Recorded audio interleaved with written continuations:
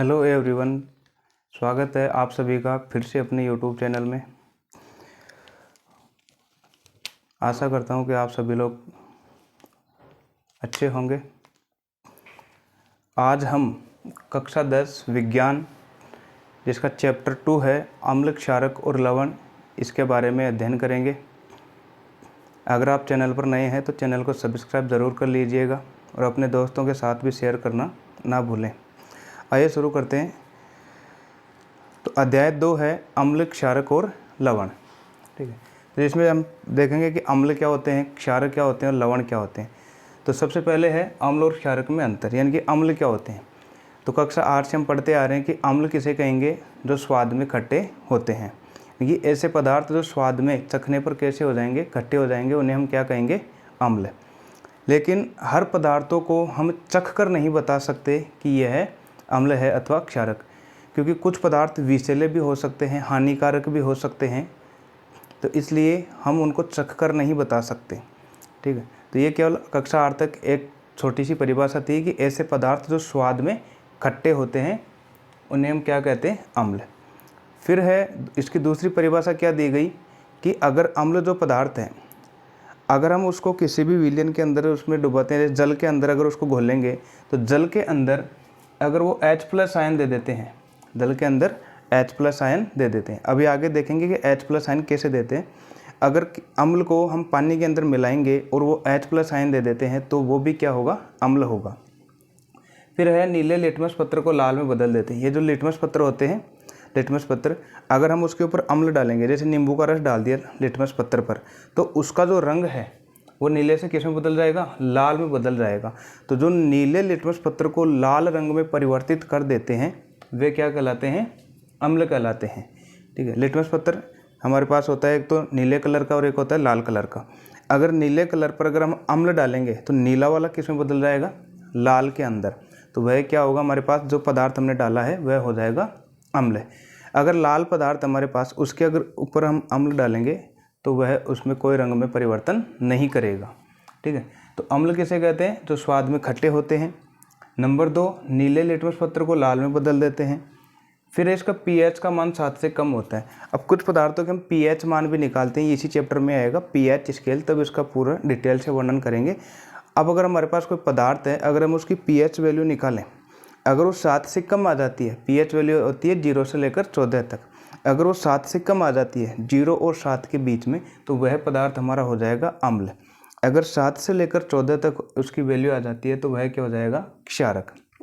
ठीक है, तो अम्ल क्या होते हैं, जो स्वाद में खट्टे होते हैं। और क्या करते हैं, ये नीले लिटमस पत्र को लाल में बदल देते हैं। pH का मान हमेशा इसका 7 से कम होता है। और ये जलीय विलयन में कौन से आयन देते हैं, H+ आयन देते हैं। अब अगर ऐसे हम उदाहरण देखना चाहें अम्ल के, तो कौन से होते हैं, जैसे HCl, हाइड्रोक्लोरिक अम्ल जिसको बोलते हैं, नाम में भी देखो लास्ट में जुड़ा हुआ है हाइड्रोक्लोरिक अम्ल। फिर है H2SO4, H2SO4 जिसको हम सल्फ्यूरिक अम्ल भी कहते हैं। सल्फ्यूरिक अम्ल का सूत्र क्या होता है, H2SO4। अब ये जो हमारे पास अम्ल है, अगर इसको हम विलयन में डालेंगे तो यहाँ से देखो कौन सा आयन देंगे, H+, क्योंकि यहाँ पर हाइड्रोजन है, यहाँ पर भी हाइड्रोजन है, तो हाइड्रोजन वाला क्या कौन सा आयन देगा, H+ आयन। तो अगर हम इसको जल के अंदर घोलेंगे, चाहे HCl को घोलें या H2SO4 को जल के अंदर घोलेंगे, तो कौन सा आयन बनेगा, वहाँ पर H+ आयन बनेगा। और जो H+ आयन का निर्माण करते हैं वही क्या होते हैं, हमारे पास अम्ल होते हैं।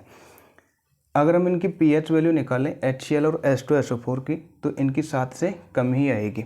अगर हम HCl और H2SO4 को नीले लिटमस पत्र पर डालेंगे तो नीले लिटमस पत्र का रंग कैसा हो जाएगा, लाल रंग हो जाएगा। तो ये जो पूरी डिटेल थी वो थी अम्ल के बारे में। अब हम देखते हैं क्षारक क्या होते हैं। तो क्षारक जो है वो स्वाद में होते हैं थोड़े कड़वे, स्वाद में थोड़े से कड़वे होंगे, जैसे करेला है, ठीक है, और साबुन है, और इनको छूने पर साबुन जैसे लगते हैं, चिकने। ठीक है, तो ये स्वाद में कैसे होते हैं, कड़वे। अब ये उल्टा काम करते हैं। अब ये अम्ल क्या कर रहा था, नीले लिटमस पत्र को लाल में बदल रहा था, लेकिन क्षारक लाल लिटमस को नीले में बदल देते हैं।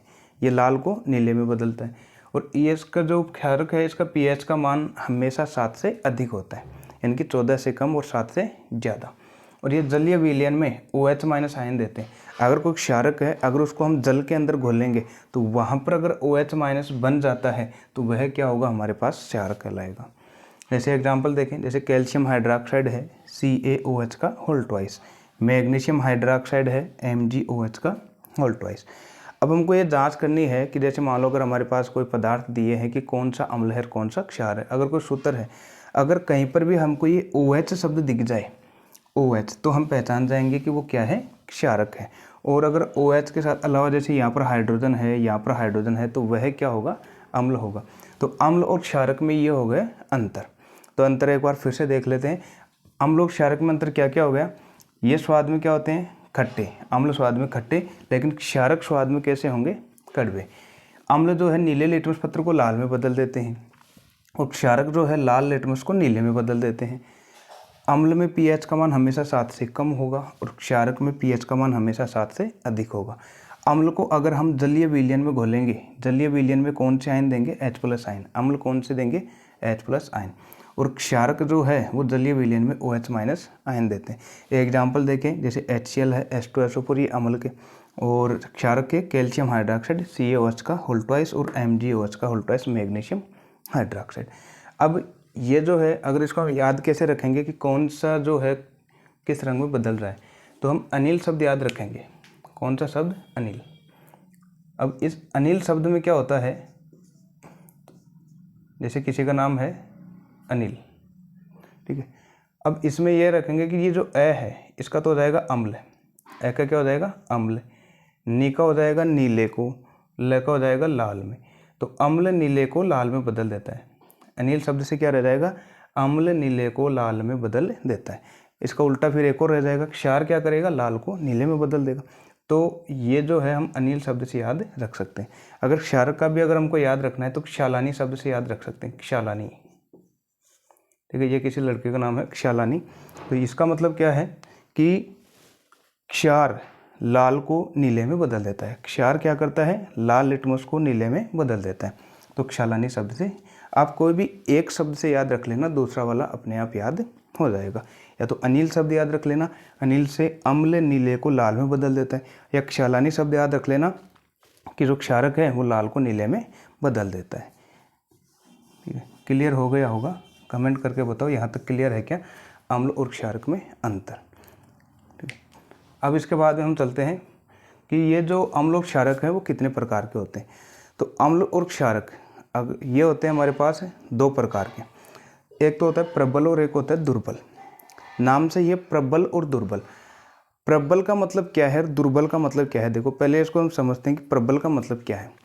प्रबल का मतलब हो गया, जैसे अगर हमने कोई भी अम्ल ले लिया, जैसे यहाँ पर नींबू का ले लिया, रस निकाल लिया, नींबू में रस निकाल लिया।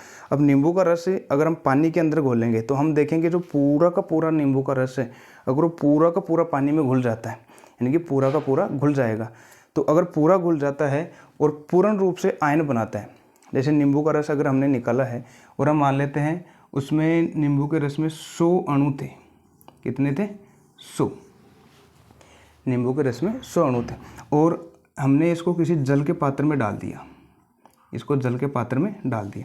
अब ये 100 के 100 अणु इस पानी के अंदर घुलेंगे और कौन सा आयन बनाएंगे, H+ आयन, जो कि अभी हमने देख लिया। अगर ये पूरे के पूरे 100 अणु इसमें घुलकर तो कितने H+ आयन बनाएंगे, अगर 100 है तो फिर अगर 1 है तो अगर हमारे पास तो 1 बनाएगा H+, अगर 2 है तो 2 H+ आयन बनाएगा, अगर 3 अणु है तो कितने H+ आयन बनेंगे, 3, अगर 100 है, अगर 100 के 100 घुल रहे हैं उसमें तो कितने H+ आयन बनेंगे, 100 के 100 H+ आयन बनेंगे। ठीक है, तो कितने आयन बने, 100, कितने अणुओं से, 100 से।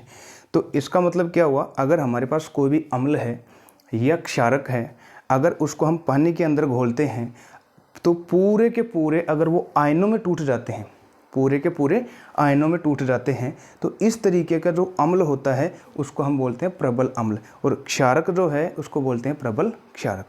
तो यहाँ पर मैं दोनों की परिभाषा एक में यहाँ पर लिख दी है।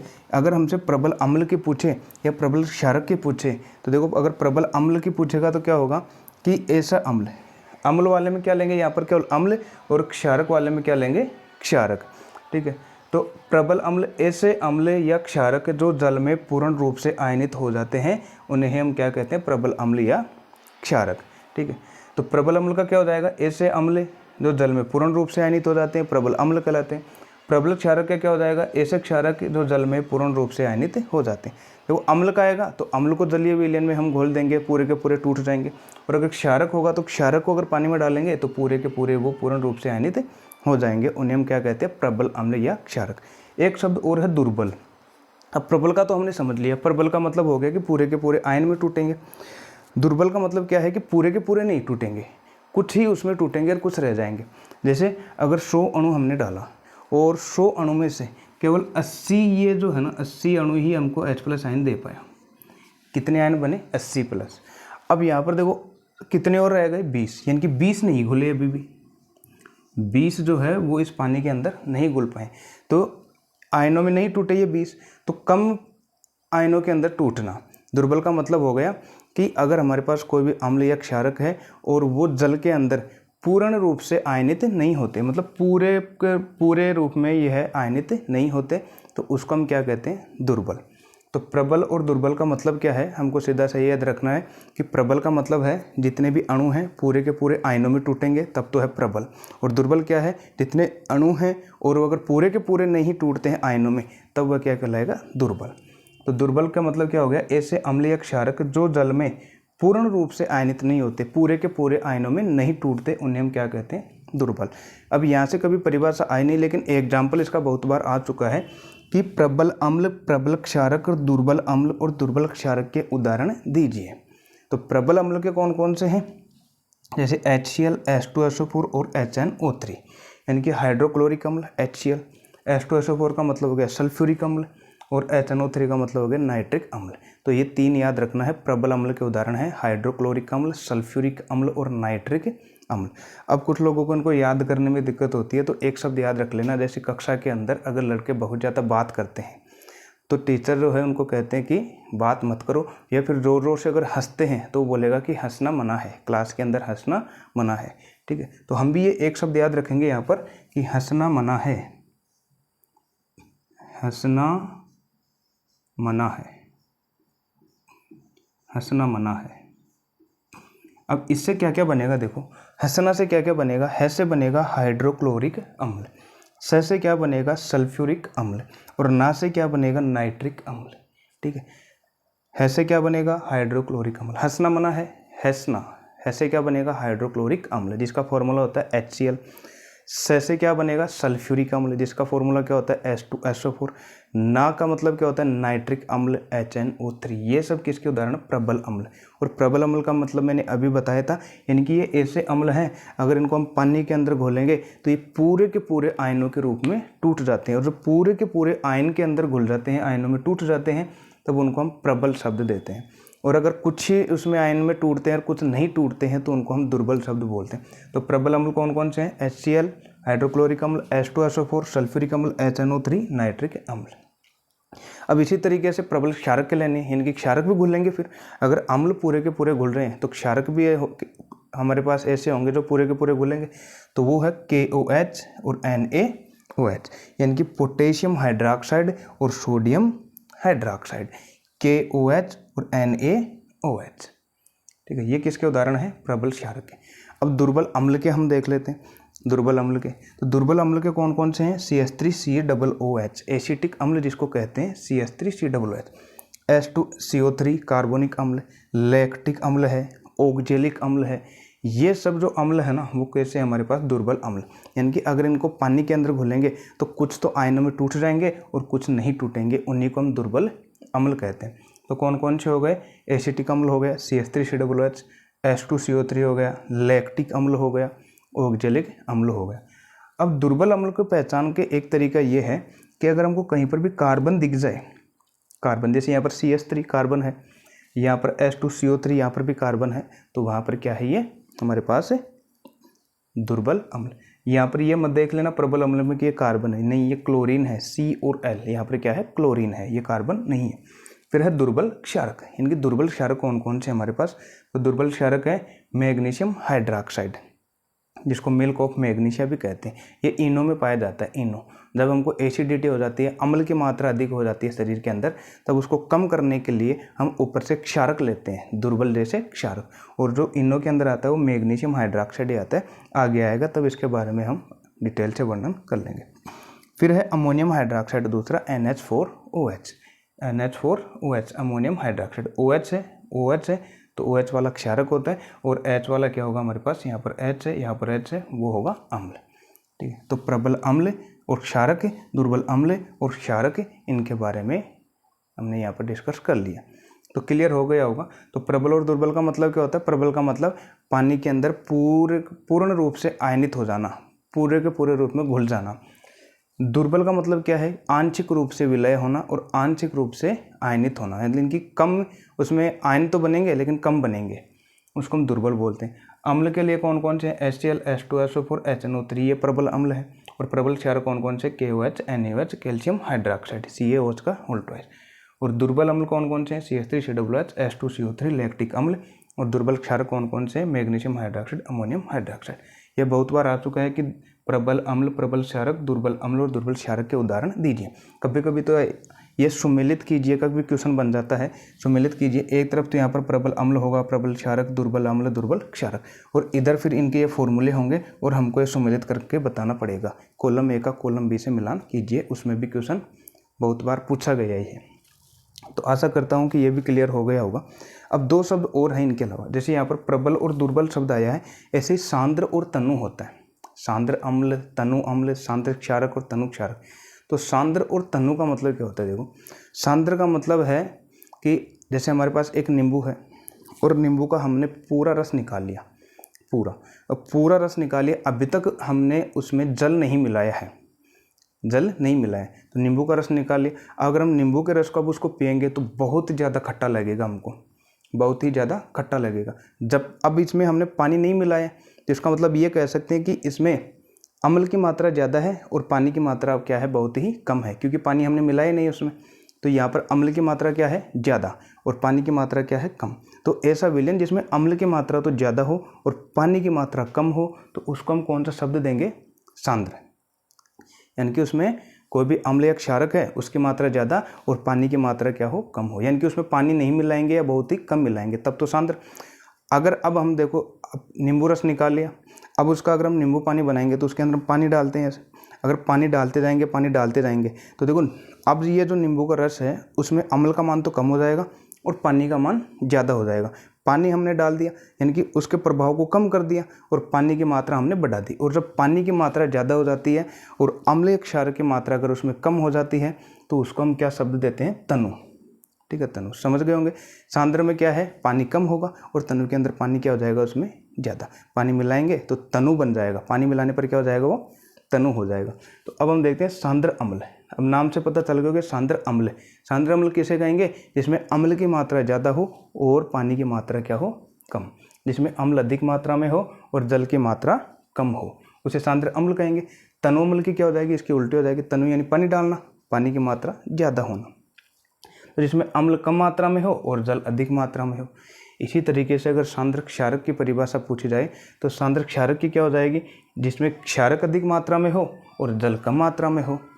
और फिर है तनु क्षारक। अब इसका उल्टा हो जाएगा, जिसमें क्षारक कम मात्रा में हो और जल अधिक मात्रा में हो, तो उसको हम क्या कहते हैं? तनु क्षारक। तो सांद्र और तनु का मतलब सिर्फ हमको इतना ध्यान रखना है कि सांद्र के अंदर क्या होगा? पानी की मात्रा कम होगी। सांद्र में पानी की मात्रा कम है, इनकी उसमें मिलाएंगे नहीं या बहुत ही कम मिलाएंगे। और अम्लीय क्षारक की मात्रा ज़्यादा होगी तो ज़्यादा सांद्र होगा। और अगर पानी उसमें मिलाते जाएंगे तब जो इसमें क्या हो जाएगा? पानी की मात्रा अगर ज़्यादा हो जाती है और अम्ल क्षारक की कम हो जाती है तो उसको हम कौन सा शब्द देंगे? तनु।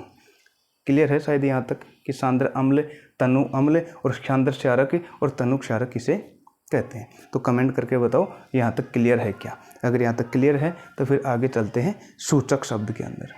तब तक स्क्रीनशॉट लीजिए।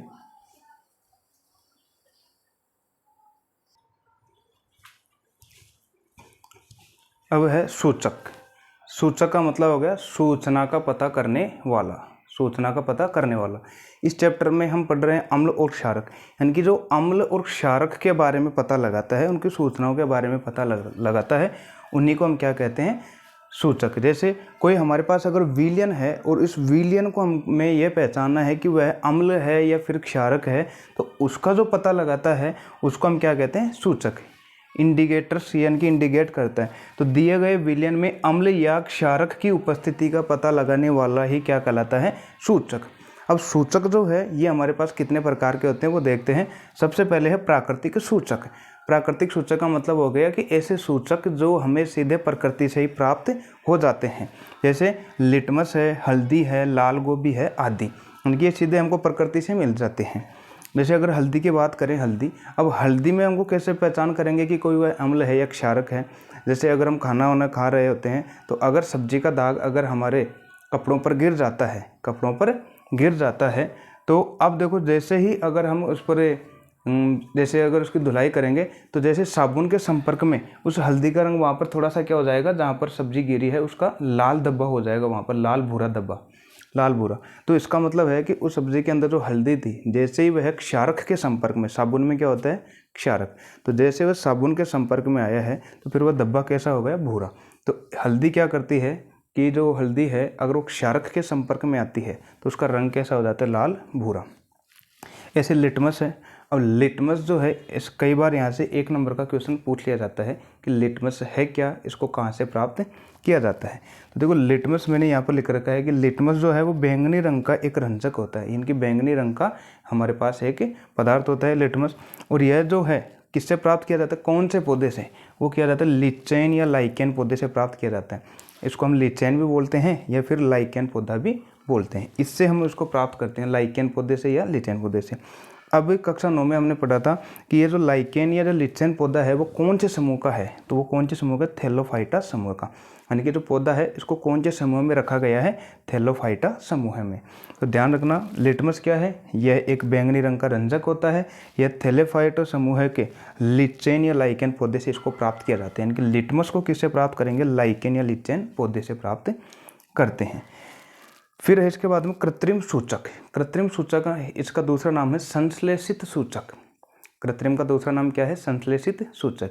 यानी कि कुछ ऐसे हमारे पास पदार्थ हैं जो हम इनकी बाहर से जो मनुष्य के द्वारा बनाए जाते हैं ये पता करने के लिए कि कोई हमारे पास अम्ल है या क्षारक है। ऐसे रासायनिक पदार्थ हैं इनकी जो लाइब्रेरी है या फिर उनमें प्रयोगशालाओं के अंदर जो बनाया जाता है। तो कृत्रिम सूचक कौन कौन से हैं? ये सबसे अच्छा क्वेश्चन है, कई बार आ चुका है कि 2 कृत्रिम सूचक के नाम लिखिए। तो कृत्रिम सूचक कौन कौन से हैं? एक तो है मेथिल ऑरेंज। क्या है? Methyl orange. और दूसरा है फिनोल्फथेलिन। फिनोल्फथेलिन, ये 2 हैं। ध्यान रखना कृत्रिम सूचक कौन कौन से हैं? Methyl orange, methyl orange. दूसरा है फिनोल्फथेलिन, फिनोल्फथेलिन। ये 2 कृत्रिम सूचक है। फिर है आगे गंधीय सूचक। गंधीय सूचक का मतलब हो गया हमारे पास कुछ ऐसे पदार्थ होते हैं जिनकी गंध, अगर उसके पास में हम जैसे अम्ल को लेकर आ गए या उसमें क्षारक को लेकर आ गए तो उसकी गंध में परिवर्तन आ जाता है। तो गंध में जो ये परिवर्तन होते हैं इस तरीके के जो सूचक हैं उनको कहते हैं गंधीय सूचक। जैसे ऐसे पदार्थ जिनकी गंध अम्लीय या क्षार के माध्यम में बदल जाती है। अगर अम्ल उसके पास लेकर जाएंगे गंध के पास या क्षारक लेकर जाएंगे तो उसकी गंध में ही परिवर्तन होने लग जाएगा। इस तरीके के सूचक है गंधीय सूचक। जैसे लौंग है, प्याज है, ठीक है, लौंग और प्याज आदि। फिर है सार्वत्रिक सूचक। सार्वत्रिक का मतलब है कि ऐसा सूचक है जो अनेक सूचकों का मिश्रण होता है, मतलब बहुत सारे सूचकों को मिलाएंगे और मिलाने पर एक सूचक का निर्माण होगा, सार्वत्रिक सूचक कहलाएगा। सार्वत्रिक सूचक का मतलब हो गया कि बहुत सारे सूचक को मिलाएंगे तो जो सूचक को मिलाने पर जो हमको सूचक प्राप्त होता है सार्वत्रिक सूचक कहलाता है। अनेक सूचकों का मिश्रण होता है, इनकी बहुत सारे इसमें भी सूचक मिले होते हैं। और यह क्या बताता है? अम्ल या क्षारक की प्रबलता को बताता है। अब प्रबलता का मतलब क्या है कि अगर हमारे पास कोई अम्ल है तो वह ज़्यादा अम्लीय है कि कम अम्लीय है, यानी कि ज़्यादा खट्टा है कि कम खट्टा है। कोई क्षारक है तो ज़्यादा क्षारकीय है या कम क्षारकीय। प्रबलता का मतलब हो गया उसका प्रभाव, उसका प्रभाव कि जो अम्ल है वह ज़्यादा प्रबल है कि कम प्रबल है, क्षारक जो है ज़्यादा प्रबल है कि कम प्रबल है। ये कौन बताता है? हमारा सार्वत्रिक सूचक। तो कितने प्रकार के सूचक हो गए हमारे पास यहाँ पर? 4 प्रकार के। कौन कौन से? एक तो हमारे पास हो गया प्राकृतिक सूचक, एक हो गया कृत्रिम सूचक या संश्लेषित सूचक, नंबर 3 एक हो गया गंधीय सूचक और नंबर 4 ये हो गया हमारे पास सार्वत्रिक सूचक। यहाँ पर सबसे इंपॉर्टेंट क्वेश्चन यही है कृत्रिम सूचक का। कृत्रिम सूचक के नाम कौन कौन से हैं? मेथिल ऑरेंज और फिनोल्फथेलिन। तो ये है हमारे पास अम्ल और क्षारक में अंतर, ठीक है। तो अम्ल क्या है? जो स्वाद में खट्टे होते हैं, स्वाद में खट्टे। और लड़कियों को तो वैसे ही ज़्यादा खट्टेपन वाली या फिर तीखेपन वाली जो भी जितने भी चीज़ें पदार्थ हैं वो ज़्यादा पसंद होते हैं। जैसे पानी पतासी, ये तो इनकी फेवरेट ही है, तो ये भी इनको ज़्यादा तीखी चाहिए। बोलते हैं ना, भैया और तीखी बनाओ, भैया और तीखी बनाओ। वो तीखी बनाता जाता है और तीखी बनाओ, लेकिन तीखापन उनका ख़त्म ही नहीं होता। ठीक है। और क्षारक क्या होते हैं, जो स्वाद में कड़वे होते हैं। ठीक है, तो ये इनके में हमने अंतर देख लिया। फिर भी अगर ये टॉपिक समझ में नहीं आया है तो एक बार इसका आप फिर से रिवीजन ज़रूर करें। आशा करता हूँ कि दोबारा से आपको फिर से ये समझ में आ जाएगा। अब हम चलते हैं नेक्स्ट स्लाइड पर। तब तक अगर आप इसका स्क्रीनशॉट लेना चाहते हैं तो लीजिए।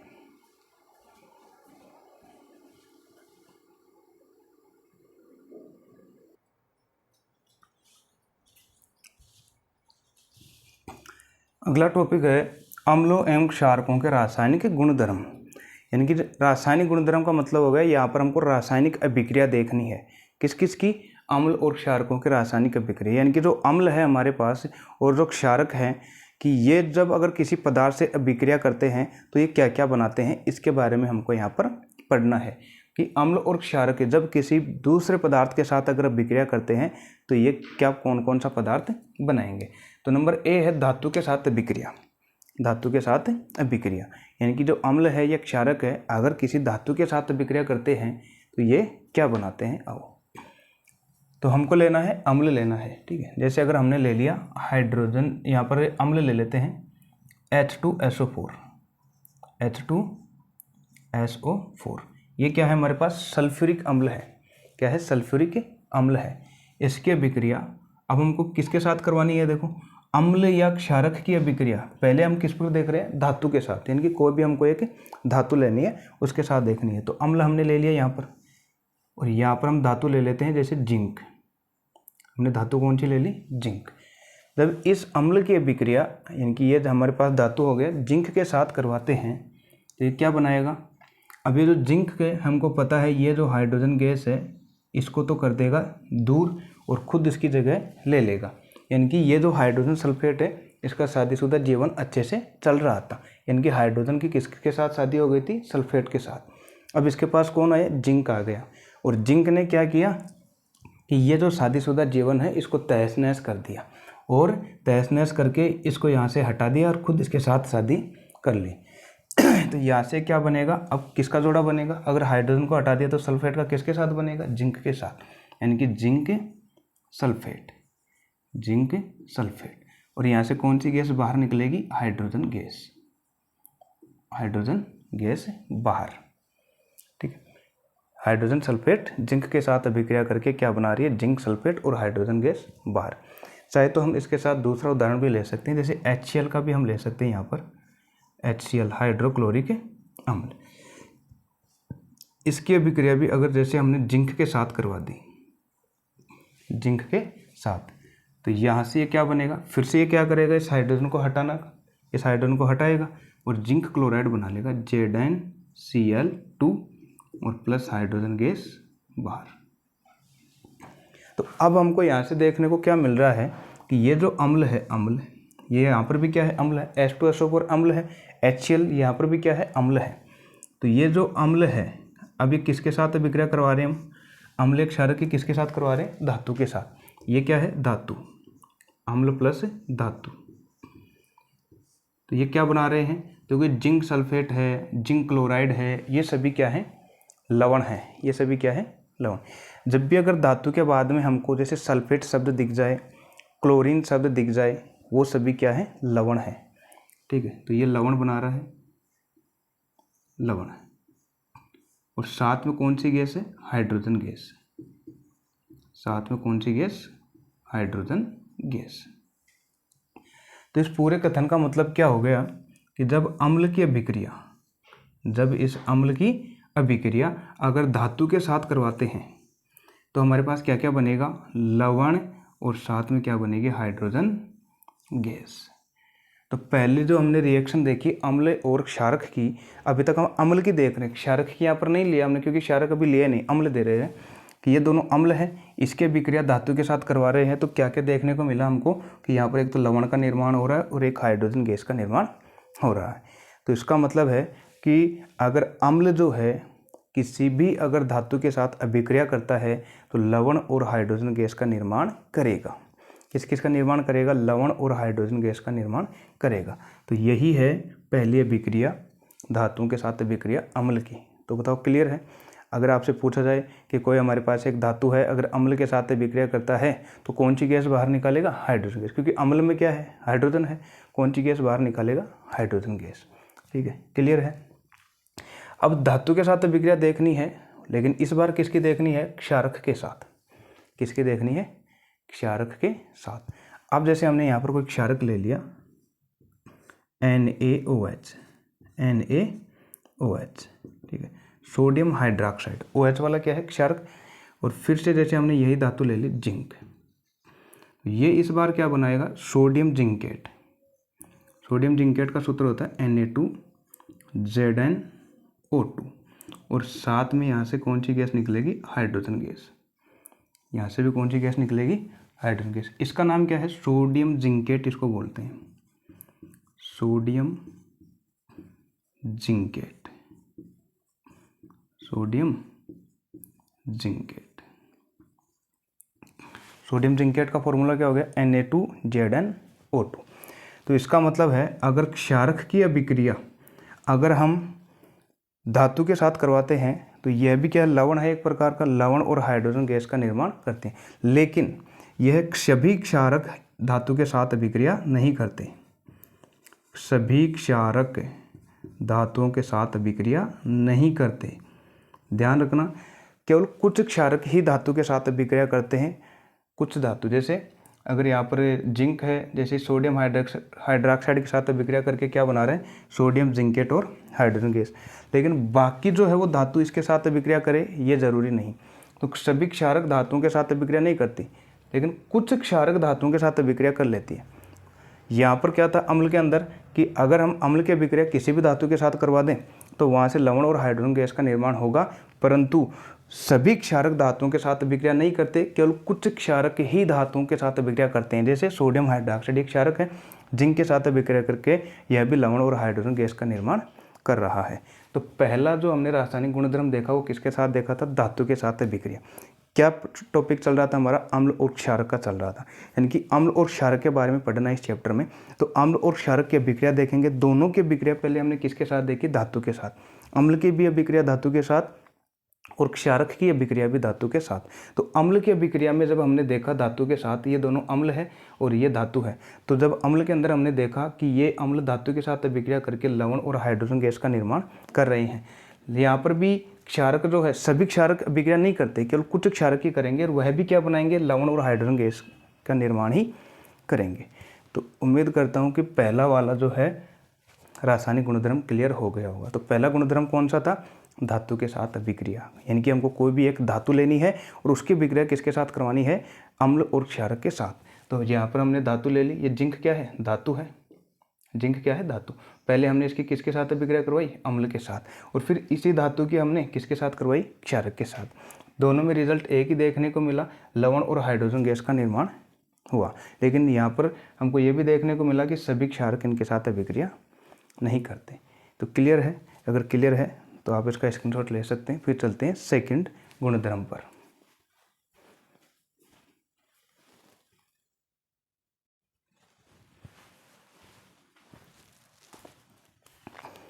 अब नंबर 2 पर हम देखते हैं। पहले हमने देखा धातु के साथ अभिक्रिया, इस बार हम देखेंगे धातु कार्बोनेट, धातु कार्बोनेट और धातु बाई कार्बोनेट के साथ अभिक्रिया। धातु बाई कार्बोनेट के साथ अभिक्रिया।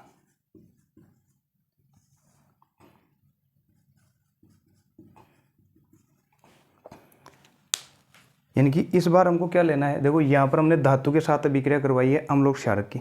इस बार हमको क्या लेना है? धातु कार्बोनेट लेना है या फिर लेना है धातु बाई कार्बोनेट। और ये सबसे ज़्यादा इंपॉर्टेंट है, जो कि एग्जाम में कई बार पूछा गया है। धातु कार्बोनेट लेना है, यानी कि धातु के साथ कोई कार्बोनेट जुड़ा हुआ ना। कार्बोनेट का फॉर्मूला क्या होता है? CO3। कार्बोनेट का फॉर्मूला होता है CO3। अच्छा, यहाँ पर एक और धातु बाई कार्बोनेट, और धातु बाई कार्बोनेट को हम धातु हाइड्रोजन कार्बोनेट भी बोलते हैं। धातु हाइड्रोजन कार्बोनेट, यानी कि कार्बोनेट तो जुड़ा होगा ही होगा, उससे पहले और क्या जुड़ा रहना चाहिए, हाइड्रोजन।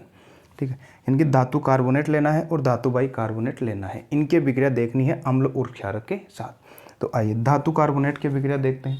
तो धातु कार्बोनेट का मतलब धातु के साथ कोई भी कार्बोनेट जुड़ा होना। तो पहले हम देख लेते हैं सोडियम कार्बोनेट, Na2CO3, इसको हम क्या बोलते हैं, सोडियम कार्बोनेट। ये देखो धातु हमारे पास सोडियम और इसके साथ क्या जुड़ा हुआ है, ये कार्बोनेट, तो CO3 जुड़ा। इस बार लेना है धातु बाई कार्बोनेट, यानी कि धातु के साथ हाइड्रोजन और कार्बोनेट दोनों। तो एक होता है सोडियम हाइड्रोजन कार्बोनेट, जिसको बेकिंग सोडा भी कहते हैं, कक्षा 8 से हम पढ़ते आ रहे हैं, NaHCO3। तो ये तो क्या है, सोडियम हाइड्रोजन कार्बोनेट, और ये क्या है, सोडियम कार्बोनेट, यानी कि ये धातु है हमारे पास सोडियम, ये तो धातु कार्बोनेट हो गया, और ये हो गया धातु बाई कार्बोनेट या धातु हाइड्रोजन कार्बोनेट, दोनों लिख दिया हमने। अब इनके विक्रिया हमको अम्ल और क्षारक के साथ देखनी है, यानी कि अम्ल हमको लाना है, तो अम्ल के विक्रिया देखते हैं। तो हम ले लेते हैं HCl, इसके विक्रिया भी किसके साथ करवाएंगे, HCl के साथ विक्रिया। तो रिजल्ट क्या देखने को मिलेगा, तो मैंने अगर आपको फर्स्ट चैप्टर के अंदर बताया था, अगर ये आपको याद हो, यहाँ पर तो सोडियम है, यहाँ पर क्लोरीन है, तो ये ऊपर वाले ने जोड़ी फिक्स बनाई है, सोडियम क्लोराइड का विवाह फिक्स ऊपर से कर दिया गया है कि सोडियम जो है वो क्लोरीन से कभी अलग नहीं हो सकता। सोडियम को जहाँ पर भी अगर क्लोरीन दिख जाएगा, ये तुरंत दौड़ा दौड़ा जाएगा और उससे पहले क्या करेगा, शादी कर लेगा। ये मैंने वहाँ पर द्विविस्थापन विक्रिया में बताई है। तो अगर आपने वो चैप्टर फर्स्ट नहीं देखा है तो पहले जाकर वो देखें। तो यहाँ से क्या क्या देखने को मिलेगा हमको कि ये जो सोडियम है इस क्लोरीन के साथ जुड़ेगा, क्या बनाएगा, NaCl बनाएगा। क्या बनाएगा, NaCl प्लस, और क्या बनाएगा, कार्बोनेट है, कार्बोनेट यहाँ से CO2 गैस बाहर निकल जाएगी। CO3 में से कौन सी गैस बाहर निकलेगी, CO2। अब यहाँ से देखो, अब क्लोरीन अगर इस सोडियम के साथ जुड़ गया तो यहाँ पर हाइड्रोजन रह गया और ऑक्सीजन यहाँ पर, तो हाइड्रोजन और ऑक्सीजन जुड़कर जल का निर्माण कर लेते हैं। किसका निर्माण कर लेते हैं, जल का निर्माण। इसी तरीके से अगर ये वाला अगर हम धातु बाई कार्बोनेट की विक्रिया अम्ल के साथ करवा दें तो भी हमको यही तीनों उत्पाद देखने को मिलेंगे, यानी कि यहाँ पर भी NaCl देखने को मिलेगा, NaCl प्लस यहाँ पर भी हमको CO2 गैस देखने को मिलेगी और यहाँ पर हमको जल देखने को मिलेगा, H2O। तो इसका मतलब है कि चाहे हमारे पास धातु कार्बोनेट हो या धातु बाई कार्बोनेट हो, इसके विक्रिया अगर हम अम्ल के साथ करवा दें, किसके साथ करवा रहे हैं, अम्ल के साथ, यहाँ पर भी अम्ल है और यहाँ पर भी अम्ल है, अगर इनके साथ करवा रहे हैं तो NaCl यहाँ पर क्या है, लवण। मैंने क्या कहा था, धातु के बाद में अगर हमको कहीं क्लोरीन या सल्फेट वगैरह दिख जाए तो वो क्या है, लवण। तो ये क्या क्या बना रहा है, लवण। क्या बना रहा है, लवण। और ये कौन सी गैस है, CO2 गैस। ये कौन सी गैस है, CO2 गैस बाहर। और यहाँ से ये क्या बना रहा है, जल बना रहा है। यहाँ से क्या बना रहा है, जल। तो इसका मतलब है, अब इस पूरी लाइन को हम क्या लिख सकते हैं कि जब धातु कार्बोनेट या धातु बाई कार्बोनेट के विक्रिया अम्ल के साथ करवाते हैं, अम्ल के साथ करवाते हैं, धातु कार्बोनेट या धातु बाई कार्बोनेट के विक्रिया अम्ल के साथ करवाते हैं तो लवण, जल और CO2 गैस प्राप्त होती है। कौन कौन प्राप्त होता है, लवण, जल और CO2 गैस प्राप्त होती है। ऊपर वाले में क्या था कि जब अम्ल और क्षारक के विक्रिया धातु के साथ करवा रहे थे, चाहे हमारे पास अम्ल है उसके विक्रिया धातु के साथ करवाते हैं तो लवण और सिर्फ वहाँ पर हाइड्रोजन गैस प्राप्त हो रही थी। लेकिन धातु कार्बोनेट और धातु बाई कार्बोनेट के विक्रिया जब अम्ल के साथ करवा रहे हैं तो क्या क्या प्राप्त हो रहा है, लवण तो प्राप्त हो ही रहा है, हाइड्रोजन के स्थान पर हमको जल प्राप्त हो गया और साथ में कौन सी गैस प्राप्त हो रही है, CO2 गैस।